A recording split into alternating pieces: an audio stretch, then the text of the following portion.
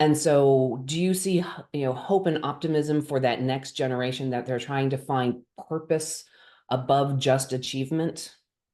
But it's important to have the tools to replenish that energy as well. So reaching that success and getting to that goal does not bring happiness on its own.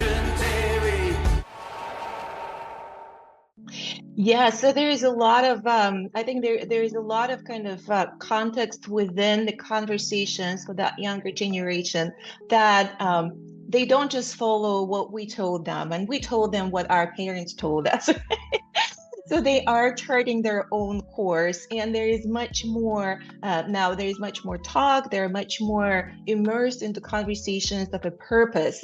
What is purpose, right? So how do I live a life of purpose? Which I think is fantastic. There is a lot of misunderstanding of how to do that and what to do, around this. And there's still all these pressures that we have. Oh, I need to have food on the table. I need to have a roof over my head. So there is a lot of that. But I think they lead the conversation with that, right? So there is definitely a push to find that purpose and live a life of purpose. So that it's not just an achievement in a sense of kind of externally validated milestones, right, that we're all used to.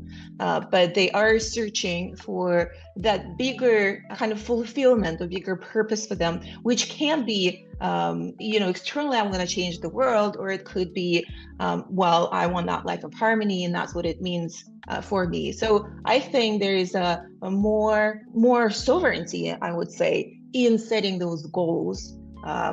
Now, that's what I see in younger generation, as they're coming from a different background, right? So if you look again at the kind of evolution of humanity, so we're less and less dependent. We're less and less dependent on just survival, right? So we're less and less in the survival mode. So really, so that's actually the biggest irony of our life, of our times, is that right now we live in the best, well, especially here, in the West, right? So we live in the best time. So there is abundance of resources. There is, technological advancements. There is just so much. We live in such a rich time that has never been there before, and yet we're still psychologically, right? So we're still unhappy.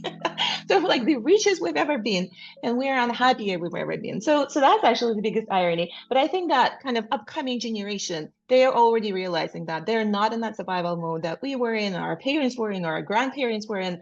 So they actually have that breathing space to actually think about, so, oh, what's beyond the survivals, and that we survived, right? So what's beyond?